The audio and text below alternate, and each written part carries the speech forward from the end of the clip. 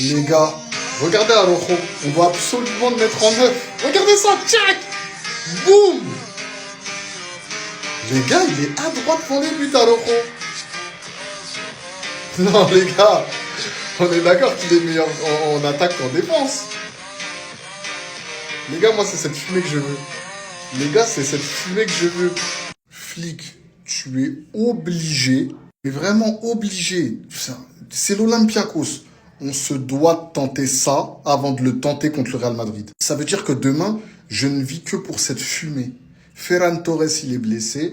Lewandowski, je crois qu'il est blessé aussi. On est obligé de tenter Araujo à partir de la 75e minute en neuf. On est obligé, les gars. Juste pour l'histoire, je veux revoir ça. Voir que face à Girone, c'était pas un coup de chance. On le voit à l'entraînement, il est grave à l'aise. Il fait les bons appels, il fait les bons décalages. Les gars, la vidéo, elle n'a fait que me convaincre. Convaincre de cette vision qu'on a tous. On est obligé de mettre Araujo en tant que neuf, les gars. Dites-moi si vous êtes d'accord ou pas. Les gars, breaking news. Je crois qu'on a trouvé la reconversion pour Ronald Araujo. Regardez comment il est chirurgical devant le but. Il met des coups du foulard, des crochets, des feintes. Il se dribble le gardien. Wow, c'est Joan Garcia là qui fait ça? Non mais je crois qu'on a trouvé sa reconversion. Ça y est, il va jouer attaquant les gars. C'est bon, c'est réglé. Demain tu joues numéro 9 à la place de Lewandowski.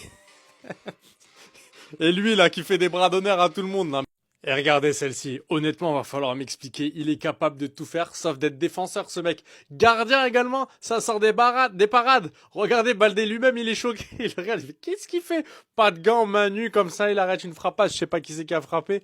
Les gars, Araujo, soit il vous prépare un piège pour demain, c'est-à-dire qu'il a fait le match de sa vie, il marque un but, il vous sauve, il fait gagner les 3 points pour pouvoir jouer en Champions League et titulaire et faire une dinguerie en défense.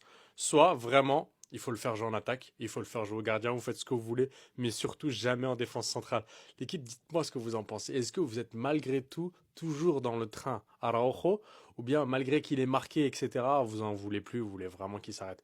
Parce que ce mec-là, je crois que c'est un des joueurs les plus imprévisibles que j'ai vu au FC Barcelone ces 10 dernières années. En fait, alors, j'ai compris, les gars. Le mec, il est bon à tous les postes, sauf le sien.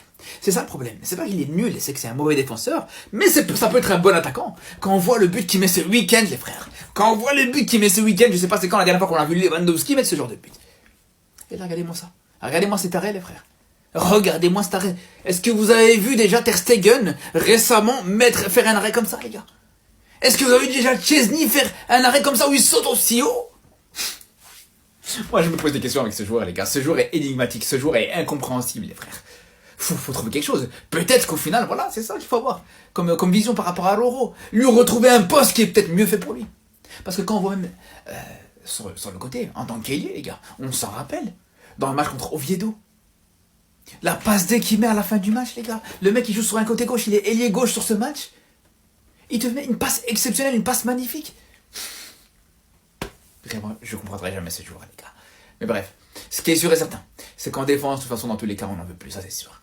En fait, les gars, quand j'ai la vision comme ça, après vous allez croire que j'ai pas. Et si Araujo il s'était trompé de poste depuis le début de sa carrière, les gars, le banger qu'il a mis à l'entraînement, essaye d'arrêter ça, wesh. C'est une dinguerie. Peut-être c'est Araujo notre neuf. Si Flick il a la vision. En plus, les gars, quand il était plus petit, il jouait neuf jusqu'à il mettait des triplés et repartait avec le ballon du match. Hein. Le but de neuf qu'il a mis, les gars, le déplacement, il est fou. Tout d'abord, De Jong il déborde. Araujo, il observe ça. Il voit, il y a une zone entre les deux défenseurs. Il se dit, les gars, il réfléchit à tout ça. Hein. Il se dit, non, le défenseur, il voit que son gars, il va pas rattraper. Vaut mieux, j'essaye de contrer le centre. Ça veut dire, Araujo, il se met en retrait. Il joue de son physique. Et il essaye de placer une frappe. Si elle est cadrée, c'est dedans. Les gars, je vous jure, je crois on est chez les fous. Tout le monde m'a identifié, tout le monde m'a envoyé des messages, les gars. J'ai même pas pu être devant le match. On dirait c'est Dieu, il m'a dit, hey gros, regarde pas ce match. En tout cas, les gars, félicitations à Araujo, cette bonne guerre. Un footballeur, ça a juste à faire taire ses détracteurs en performant sur le terrain.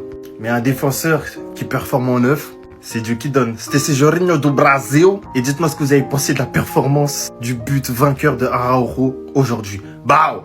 Les gars, En voyant ces visages, c'est simple à comprendre. La machine qu'est le FC Barcelone va pas tarder à redémarrer. Certes, un démarrage un peu lent. Certes, en côte, le Barça a calé plusieurs fois. Mais que voulez-vous, il fait froid, le moteur a gelé. Il faut attendre avant de bien accélérer, les gars. Faut attendre avant de bien démarrer. Que ce soit de la part des autres supporters, que ce Barça soit critiqué, c'est pas un problème. Je trouve qu'il n'y a pas assez de compréhension de la part des supporters. Le tout premier point, les deux meilleurs joueurs de ta dernière saison ont fait que 3 matchs ensemble. 3 matchs ensemble. Ce qui a poussé tes nouveaux joueurs comme Bardi et Rashford de prendre plus de responsabilités. Et d'ailleurs, c'est un truc qui a payé pour Rashford. Pedri, c'est inutile de parler de lui, c'est le joueur le plus régulier au monde. Une équipe qui, à cause des blessures, a donné du temps de jeu à Tony Fernandez et Dro. Une équipe qui, comme la saison dernière, doit encore une fois compter sur son deuxième gardien, car le premier s'est blessé. Un Koundé qui, pour l'instant, est endormi, mais on sait tous très bien qu'il va finir par démarrer. C'est pas la première fois qu'il affiche ce niveau, et qu'ensuite il reprend de la régularité. Les gars, vous vous rendez pas compte de tous les blessés qu'on a eu. Yamal, Balde, Fermin, Gavi, Ter Stegen, Garcia, Rafinha, Lewandowski, Ferran Torres, Dani Olmo. Déjà que le Barça est un grand club avec des problèmes financiers, si en plus ça t'as des blessés et des blessés importants, on parle de tes cadres, ton latéral gauche titulaire, ton ailier droit titulaire, ton ailier gauche titulaire, ton numéro 9 titulaire, tes numéro 10 titulaires, mais y a pas de secret, tu performeras moins. À partir de jeudi, avec le potentiel retour de Ferran et Rafinha, on devrait déjà avoir un effectif plus stable. Il nous manquera juste le retour de Garcia en novembre, et là on sera bien. Enfin bref, sinon vous les gars, vous en pensez quoi? Ramenez-vous sur Snap, on s'ennuie.